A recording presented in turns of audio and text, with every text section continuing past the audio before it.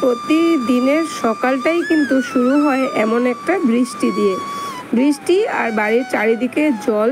তো আমার বাড়ির সামনের দিকেও জল, পেছন দিকেও জল, শুধু আমাদের ঘরটাতে জল নেই, কেননা ঘরটা উঁচা করে বানানো। তাই এটা হলো আমার বাড়ির পিছন। দেখো আমার পুকুর ভরে জল কিভাবে বাইরে চলে এসেছে, একদম পুরো বাড়ির জল একদম প্রথম সিঁড়িটা অবধি জলে ডুবে আছে। এরকমই অবস্থা আমাদের এইখানে, মানে প্রতিনিয়ত বৃষ্টি হয়েই যাচ্ছে, জলটা শুকানোর সুযোগই পাচ্ছে না, বৃষ্টি হয়ে যাচ্ছে।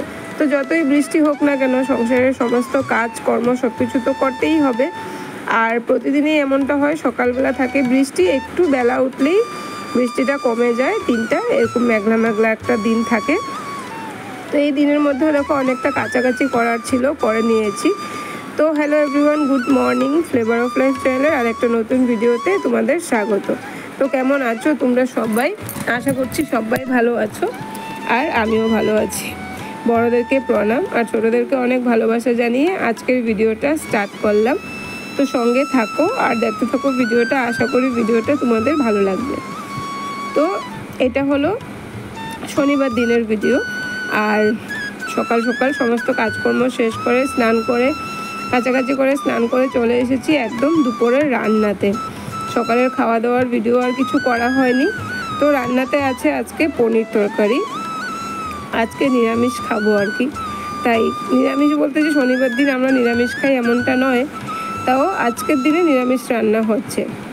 তো পনির আলু তরকারি করা হচ্ছে। পনির তরকারি করার জন্য দেখো প্রথমেই পনিরটা আমি ভাজবো না, আমি পনির ভেজে রান্না করি না।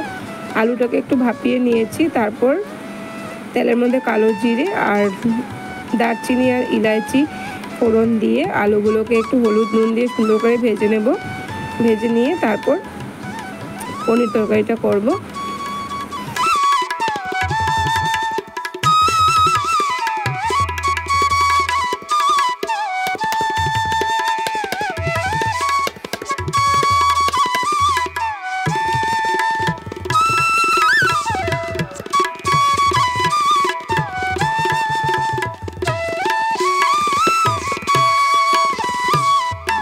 আলুগুলো ভাজা হতে হতে এদিকে আমি পনিরের ঝোলের জন্য মশলাটা রেডি করে নিয়েছি।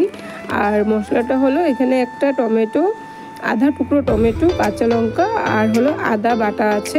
আর এর মধ্যে দিলাম 1 চা চামচ জিরে গুঁড়ো, ধনে গুঁড়ো আর হলুদ দিয়ে এবার মশলাটা একসাথে আলুর সাথে দিয়ে ভালো করে কষিয়ে নেব। আর টমেটো আধা টুকরো পেস্টে দিয়েছি, আধা টুকরো এমনি দিয়েছি। আর কষানোর সময়ই কিন্তু পনিরটাও দিয়ে দেবো, দিয়ে ভালোভাবে পনির মশলা আলু একসাথে ভালো করে কষিয়ে তারপরে ঝোলটা দিয়ে দেবো। আমার কাছে পনিরটা ভেজে রান্না করলে আমার মনে হয় যে পনিরের টেস্টটা চলে যায়। আমার কাঁচা পনিরটা রান্না করলে আমার খেতে খুব ভালো লাগে, আর মনে হয় যেন পনিরটার টেস্ট যেমনটা তেমনই আছে। আর আমার বাড়িতেও সবাই কাঁচা পনিরটাই খেয়ে ফেলে, আমার ছেলেই বলো আমার বড়ই বলো, কাঁচা পনির আনলে ওরা একটু করে কাঁচা পনির খাবেই। তাই আমি তরকারিতে পনিরটা ওইভাবে কড়া করে ভেজে বানাই না, পনির হাতে মেখে কাঁচা পনিরটা করলে তো আরোই ভালো লাগে।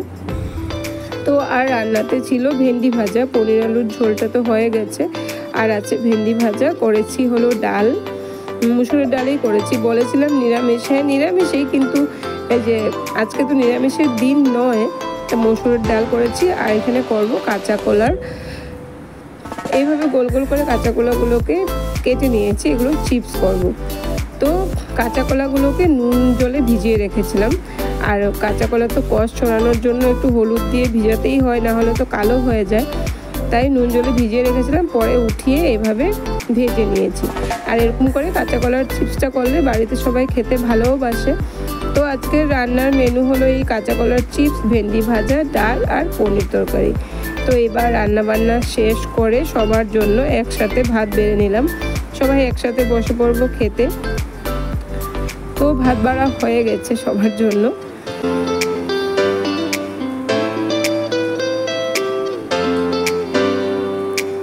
বৃষ্টির দিনে বাড়ি ঘরে শুধু খাওয়া আর খাওয়া, বাস, আর এক্সট্রা তো কোনো কাজ করা যায় না। তো খাওয়া দাওয়ার পর তো আর দুপুরবেলা এমন কোনো ভিডিও করা হয়নি।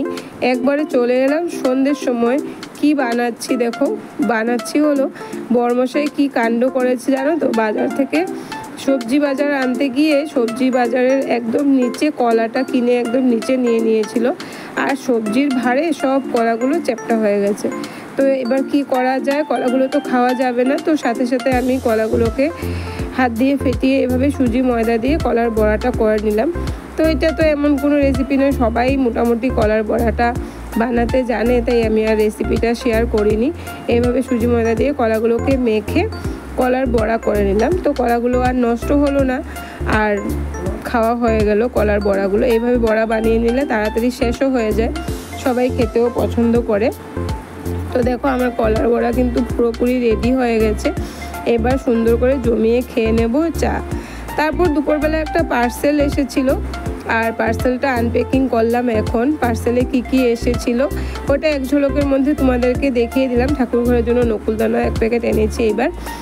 তো এই ছিল সারাদিনের একটা ছোট্ট ভিডিও তোমাদের সাথে শেয়ার করলাম। আশা করি ভিডিওটা তোমাদের ভালো লাগবে। ভিডিওটা ভালো লাগলে লাইক কমেন্ট শেয়ার করে দিও, আর আমার চ্যানেলটাকে সাবস্ক্রাইব করে আমার পাশে থেকো। তো সবাই ভালো থেকো, সুস্থ থেকো, দেখা হবে পরবর্তী আরেকটা নতুন ভিডিওর সাথে। আর যদি কোনো নতুন বন্ধু আমার চ্যানেলে এসে থাকো, তবে আমার চ্যানেলটাকে সাবস্ক্রাইব করে পাশে থাকা বেল আইকনটা প্রেস করে দেবে। টাটা।